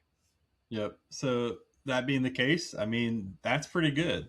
If you're running Turbo Energize, this is the substitute for that, and it has even a better factor. Like, if you don't have something you want to power up on the bench, or you hit, the miraculous 3 heads, you can put some energy on Mega Audino and use its Ear Force. So another goofy attack name. For 3 colorless, it does 20 plus 80 more damage for each energy attached to your opponent's active Pokemon. So if your opponent has 3 energy attached to it, you're doing 260 damage to it. So not too bad. I mean, so it's a goofy card. I wouldn't fault you if you just kind of scrolled past it on your initial takes, as many people did. But yeah, I think it's a real card. Like, I think this will be similar to, I'm trying to think of another support Pokemon we ran back in the day that was kind of goofy. I mean, in a lot of ways, this reminds me of something like Strike and Run Dunsparce from way back in the day, where it is a starter Pokemon that you're using as a setup attack, or even like something like Cleffa from Obsidian Flames. Just something that you're using to help aid in your setup. And we've seen them pop up here and there throughout the Scarlet and Violet era. I don't know, though. This one being a 3 prize basic in particular is really scary to me. But if things slow down enough, the problem is we're losing Penny too. So just the means of picking I think we lose Penny and Turo. So I don't know if there's any way to pick this card up anymore. I know for sure we lose Penny. Yeah, I'm pretty sure we lose Turo because I know, but we lose Sada, so I'm pretty sure we lose Turo as well. Just the fact that. Yeah, we do. Yeah, so that's rough. That is unfortunate. Yeah, you're stuck using Scoop Up Cyclone, or I guess just having it in play is the more realistic answer. Yeah, yeah, and so something like the Tank Kangaskhan deck, I think, could potentially utilize this. Yeah, I could see that. That would probably be a natural inclusion because you already have Bouffalant helping buff your damage, or help your damage resistance. And that one, you're not as worried about it. And you can run like healing cards for megas that discard energy or something like that if you wanted to kind of prolong that. So there is some options. Yeah. So I like this card. I think Audino's kind of a weird Pokemon that's had like moments of success in the past in the history of the TCG. With Mega Audino specifically, won World, or not won Worlds. I think it got second. Or no, it did win Worlds. It won Worlds. That's one of the weirdest World Championship decks ever. Like, if you go back and play that format and play Mega Audino, you kind of just scratch your head and say, how the heck did this win Worlds? Because it's not an intrinsically strong deck. It was just like the best meta call ever. And even that, debatably, this is a stretch. But I mean, it won Worlds, and the guy that did it, he's proven that he's a good player with other tournament results after that. Yep. So absolutely, but, that's a good time capsule deck. Maybe I think, did I ever do that one? I don't think we've done it yet. I don't think you've done it yet. We'll bring that segment back at some point and talk about that for sure. And I think that does it for all the Pokemon. Just real quick, we're going to start on our trainers. We did get a new Boss's Orders artwork with Corbeau from Legends ZA. So anybody that likes Corbeau, there was a regular and full art for that. A card that has potential, though, is Canary, which is a supporter that you can use this card only if you discard another card from your hand. You search your deck for up to 4 lightning Pokemon, reveal them, and put them into your hand, then shuffle your deck. So there's a couple avenues to thought with this one. The first one is obviously electric or electric-based things. And we didn't talk about it, but there is a Mega Electros in the set. So electric, that while it sits on your bench as a liability, also has the potential to evolve into Mega Electros on attack. And the attack does bench damage. It's not terrible, but it's not super great. But you have the ability to discard a lightning energy, which is something electric already wants to do, and then search your deck for a couple Dynamos, a couple electrics, or we lose Iron Hands, but you can go find like Dynamo, Electric, Pikachu EX, and like a Joltik as an example. Put all those Pokemon in play, put your Latios down, retreat to Joltik and Jolting Charge, and set your board up from there.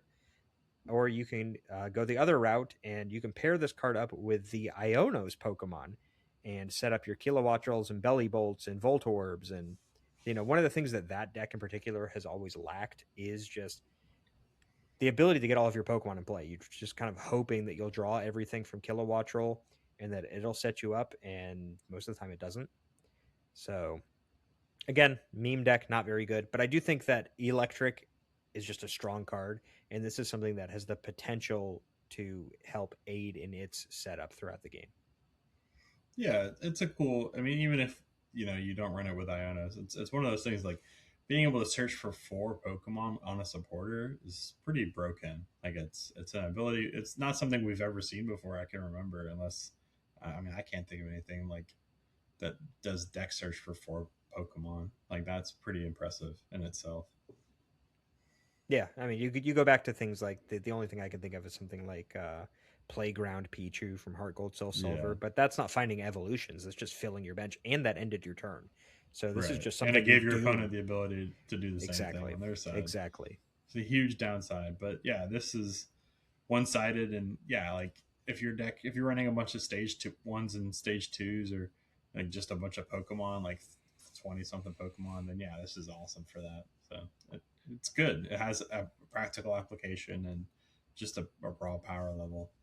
Um, Next card, a lot of reprints, but then we get a new tool card for Pikachu EX called Light Ball. It's just a tool that just buffs the damage for your opponent, for your Pikachu EX to do 50 more damage to your opponent's active Pokemon EX. I didn't know that it was just EX, but yeah, that's relevant. But you know, this allows for the Pikachu EX from not Stellar Crown. What was the one before Stellar Crown? Prismatic, no, Surging Surging Sparks. Sparks. Yeah. Yeah, It allows that one that does 300 to do 350, and that's a huge buff. That was one thing you were having to run the stadium. What was it? Gravity Mountain. Gravity Mountain. I'm drawing a blank. Sorry.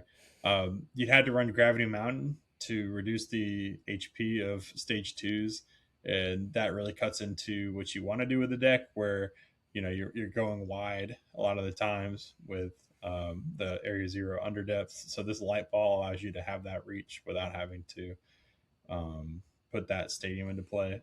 So really good for that. Um, yeah, I think this is a useful tool for Joltik box decks, and that helps with the viability of that strategy pretty much. Yeah, it's good now. Probably will be less good after rotation when we lose Arvin in particular. Right. And losing Maridon probably hurts that archetype more than losing Arvin, but just decent card for sure. Yep. Not nothing there. Next No. one was Nighttime Mine. So it's a new stadium card that says attacks used by each Terra Pokemon in play, yours and your opponent's, cost 1 colorless more. So we've seen effects of attacks like Gooey from Goomy that force the opponent's Pokemon to pay an extra energy to attack, and except now it's only specifically on Terra Pokemon and it's on a stadium. So Yeah. interesting. I like the idea of this. I struggle to see the full applicability of it unless you're a deck that just full hates on Terra Pokemon and you run 4 of them. But maybe that is where this goes, because something like Dragapult or Charizard, an extra energy multiple times throughout the game, putting that demand on them, especially if you're knocking out attackers, can really put a hurting on those decks. Mm-hmm. Yeah, this is a good card to keep in mind. If we move like after rotation, say we just get to a format where Artisan rotates, so there's no longer a need for me to like run a stadium. There's no stadiums that are benefiting my deck, so I'm just going to free up bench spaces or free up deck spaces and not run a stadium. Well, this is kind of like the whole meta of okay, if nobody's running a stadium and Terra decks are doing really well, like Charizard is rotating, but Dragapult will still be there. We'll still have other options. If Dragapult's dominating your local meta and they're not running stadiums, hey, throw in a Nighttime Mine and catch them off guard. Something like that, where they're just going to slow them down that one extra turn you need. Or it's really just good in control decks too. I could see that, where you're able to just if you're able to discard energies or move them around with the LGM. It's more like a fan, like the what is it called? Something fan. Handheld Van. Handheld fan. Yeah, it gets around those cards really well and supplements that annoying ability of energy disruption. So good for that. I feel like the more I review cards with you, John, the more I feel that you just are like a secret closeted control player, and you've never allowed yourself to fully experience it. I've won tournaments with control. It's been a while. I played the expanded Snorlax deck from Plasma, the Snorlax from Okay. Plasma that was block. I won a tournament locally with that at one point before. I think that was during, like, right during COVID when before we had organized play back. There were some local tournaments we ran, and one was an expanded one, so I ran that. And then there was no other expanded tournaments after that. So yeah, that deck's mean. I like control. I think my biggest thing with it is it doesn't feel like, unless it's in a position that's pretty good, like it just doesn't win enough games in time, and you always get kind of outlasted in top cut. So it's tough to win with control. Like, it's not hard. Sure. It's tough to win a tournament with control. It's not hard to win games, but it's tough to close out that thing. But enough about control. We have to talk about the most important card from this set by far. We talked a little bit about Enzekrom, but this is even better than that. This is Pokepad. It's a new item that just searches your deck for a Pokemon that doesn't have a rule box. You reveal it, put it in your hand, and then you shuffle your deck. So straight up, honestly, like, probably the most broken Pokemon search we've had in recent memory. I can't. The only thing we were talking before the podcast, maybe we'll keep that in, but yeah, we were saying this used to be like luxury ball, or what was it? Yep. Where the effect of it was nerfed by, if you had this in your discard pile, you couldn't play it. This is luxury ball without that downside. This is master ball, but not an A spec. Like, there's so many superlatives you could put at this thing. It doesn't warp the meta, but it gives us a much needed Pokemon search card, especially after rotation, when we lose Nest Ball, when we lose it's just Nest Ball. Just Nest Ball. Yeah. But that's a huge loss. But when we lose some of those ball search stuff, we get Pokepad, and yeah, this will be a playable card for as long as it's in format, for sure. Oh, 100%. And like the other thing we'd mentioned in that discussion was just the ability to boost up single prize decks, or single prize strategies at least, is really big from this card too. And I like that it's versatile in that you can find both your basics and your stage ones, and sometimes stage twos. And literally every single prize deck will just run 4 of these. There's zero reason not to. We mentioned something like Alakazam, where it gets a decent boost from this card because now you can find all of your basics in addition to all of your stage ones and your stage 2, and you don't have to go through these weird hoops of, there are still benefits to running things like Dawn because it's plus card value in that deck specifically, but just really good card. Like, I wouldn't be surprised to see basically every deck run at least a handful of these. Probably the numbers are going to be weird. It's going to take some time for people to figure it out, but a lot of decks are going to be on 3 or 4 of this card for sure. And every single deck will have at least one in it, unless your deck is definitely something like Mega Box, like full big basic EX decks obviously won't run this card. But losing Nest Ball is really big. Like, those decks are going to be forced to run Ultra Ball. Mega Signal will start seeing some play. Yeah. And I think they're in Trolley right now, so it's not like... Oh, that's true. You have that most of the time. They lose Arvin like that. Yeah. Petrol Trolley. Yeah. That's gross. Pretty bad. Yeah. So definitely we'll have to rework strategies. But this allows you, like we said, this gives a buff to a lot of the one prize attacking decks, like, Monkey Dory, Frostlass Monkey Dory, Badoo, and all that. I wonder if Conkeldurr sees a little bit of a buff. Maybe. It's a fringe deck, but being able to search out your stuff without using a bunch of Ultra Balls, that's huge. So definitely, it's a good item. The best item by far we've had in a while, probably since I don't know, it's just a better version of a lot of stuff. So yeah, we can keep talking about it, but not much else to say. Get your play set. Maybe wait a little bit until prices come back down to earth, but this will definitely be one you'll want to pick up before that set legality date. Oh, absolutely. Grab 4 and hold on to them. Last card that we had, I believe, before we look at some artwork from the set, is Thick Scale, which is a tool card that Mm-hmm. says Dragon Pokemon. This card is attached to takes 50 less damage from attacks from your opponent's grass, fire, water, or lightning Pokemon. Yeah, normally these effects aren't super strong. We had a bunch of what were the berries or the Mm-hmm. gloves. I think that kind of did something similar.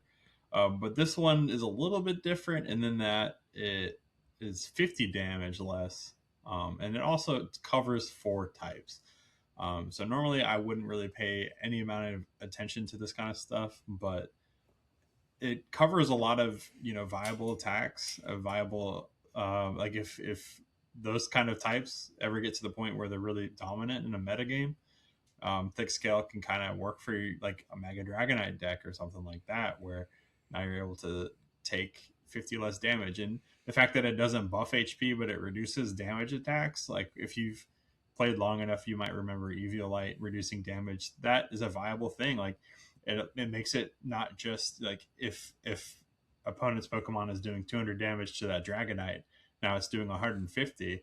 And now instead of taking like if it was a buff of 50 damage or 50 HP to the Dragonite, it would still, well, maybe that's like if it did 200 damage, it wouldn't one shot it, but basically it takes more effort to Right. It's knock something out. persistent damage reduction is Yeah, typically yeah. better than HP scaling. You're better at explaining stuff than me sometimes, Aaron. Well, the nice thing about, like, you mentioned the berries with this card, and like you mentioned that the big benefit is that you're covering multiple types with this, but you're also getting more than a one time benefit. Like those berries in particular were Yeah. single use. They typically were resistance or damage reduction against the type that type of Pokemon was weak to. And instead, this is just an added benefit to Dragon Pokemon. I think the struggle right now is that this is only relevant if the breakpoints that it provides are relevant, right? And currently, a lot of fire Pokemon just one hit KO things when they do attack. Um, I can't think of an attacking water Pokemon right now besides Mega Frostlass. I know Mega Starmie comes out in perfect order, but we're not there yet. And Mm-hmm. grass, if you're attacking with a grass Pokemon, it all comes down to whether or not the breakpoints are relevant enough to justify the inclusion of the card. But it's definitely something I would still pick a couple of them up. It's something worth having in your box or in your binder to make sure that you have it available in case you suddenly walk into a room that's all only these 4 types and you want to play a dragon deck. But it's also a little weird to me because the only currently viable dragon deck is Dragapult, and I don't think that deck has space for this card. No, I don't think you would run it in that. But yeah, just some food for thought. Yeah, absolutely. Um, so yeah, that's it for the whole main set. Notably, we got some cool illustration rares for a lot of cards, both new and old through this set. So we already mentioned in the earlier or news announcement from Pokemon that Badoo got an illustration rare. We've got one here for Psyduck, as well as our Snorunt. So anybody that was previously a Snorunt illustration rare enjoyer can continue to be so as they update their deck to play a far more relevant Snorunt. Are there any particular illustration rares you want to look at, John, or can we skip down to kind of the anime or comic book cards? I like the Dreepy and Dracloak a lot. Like that allows you to kind of have a fully blinged out Dragapult deck. Sure. If you're going for that, but I like the art a lot on those. But yeah, we can go further down. We get an Ultra Ball print. Oh yeah. That's pretty nice. I like that a lot. So that I might pick up 4 of those because I like the full art trainers a lot. Like I think you Yep. kind of talked me into and then these are I think definitely worth mentioning real quick.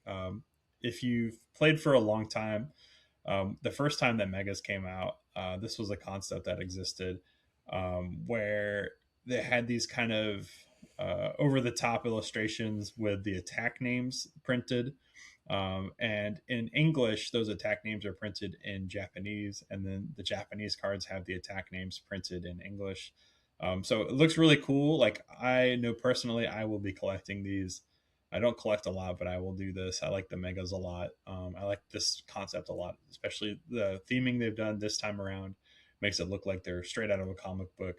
with kind of the gradients and oversized like shell stage. It's not quite um, cell shading, but it's definitely like the comic book style where Oh yeah, it's for sure. oversimplified, bright colors, that kind of stuff. But these look really cool side by side with their Japanese counterparts in a binder. So I'll definitely try to do that at some point if they're not, $150 each or something crazy like that. These should be more reasonable than the SIRs for pull rates. I think they're just 2-star rares instead of the Yeah, 3-star rares. it's 2 rainbow stars, so I don't know what Yeah, the pull so rate on that it's is, like but a different rarity now. it is a new rarity. I think that Oh they're my gosh. called like ASRs, like art secret rares or something like that.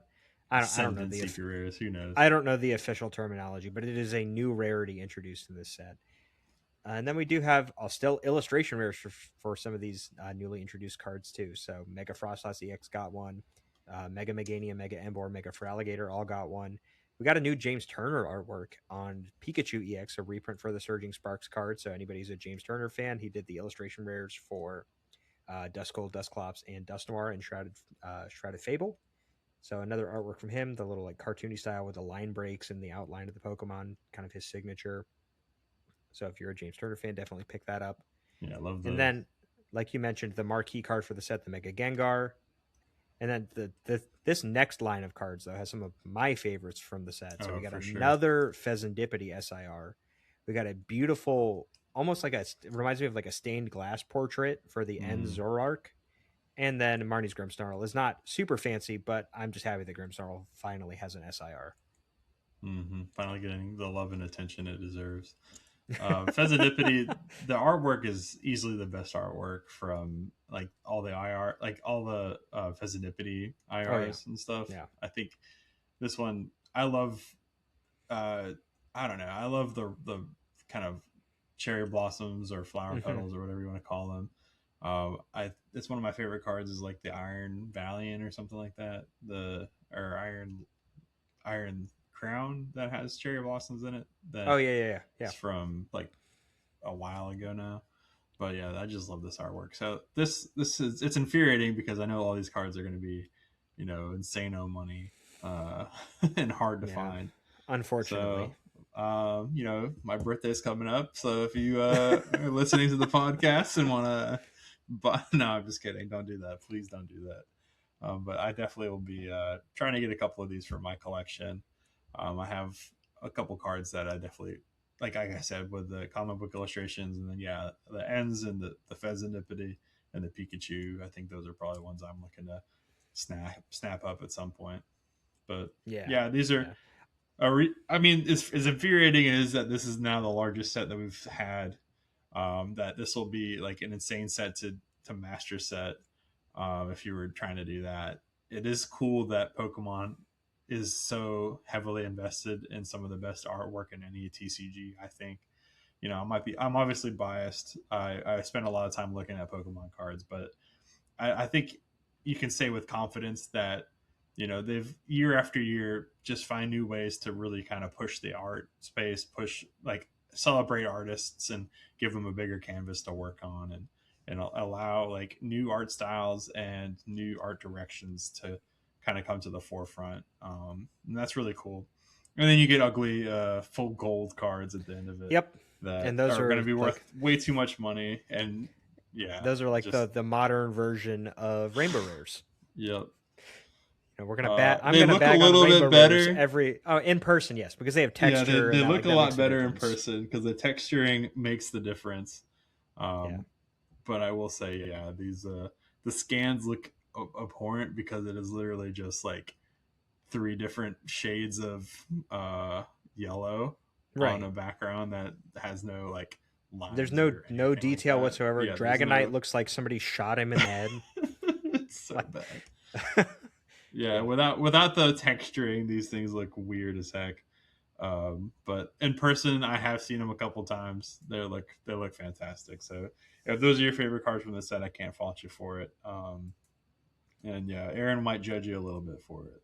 I will. I think that they're ugly as sin. But my tastes aren't everybody's taste, and everybody gets Yeah. their own opinion, and that's kind of the world that we live in. So, thank you for sticking through that whole discussion with us. So it's another long episode. John and I don't know how to do a short episode when we talk about cards, but No. here we are on the other side of it. Now that we're done talking about the biggest set ever printed, and has some more impactful cards than I think you or I initially gave it credit for, both pre and post rotation. We'll see some level of play and competency from several of the cards in this set. And if there's a card that John and I didn't discuss that maybe you thought deserved a bit more love, let us know down in the comments here, either on Spotify or YouTube. We'd love to hear from you. And while you're on either of those platforms, give the show a follow or subscribe to it. And if you want to engage more with John, myself, or the show, you can find all of our social media information in the description of the episode. And I think with all that being said, we will see you guys next week on the Battle Frontier, where we will discuss the results of some of the tournaments that are coming up this weekend that we were less enthused to kind of make predictions about because, like everyone else, we're pretty much over the Phantasmal Flames metagame. Yeah. Yeah, but we are excited to just kind of see how the game progresses, especially moving into a new format. So we'll be keeping an eye on kind of those results moving up to the end of the month.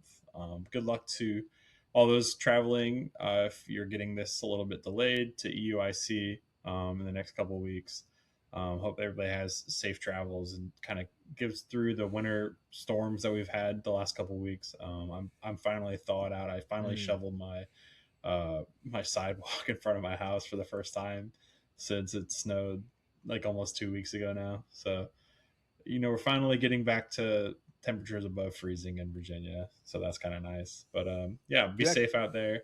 You reminded me of something, by the way. So for Okay. anybody, we are going to talk about EUIC next week, but for anybody who is traveling to London for EUIC, do remember that there are travel documentation requirements. Get those submitted ASAP if you have not already done so. I do not know what the turnaround time on it is, but make sure that you fill everything out. You can find all of the information you need to do that online. And I've seen several people post about it on social media, so most people should be aware of it by now. But just in case you weren't, if you do happen to listen to this prior to next week, please fill everything out so you don't suddenly have your trip derailed because you were not properly prepared for your travel. But with that being said, again, we will see you guys next week on the next episode of The Battle Frontier. Have a good week.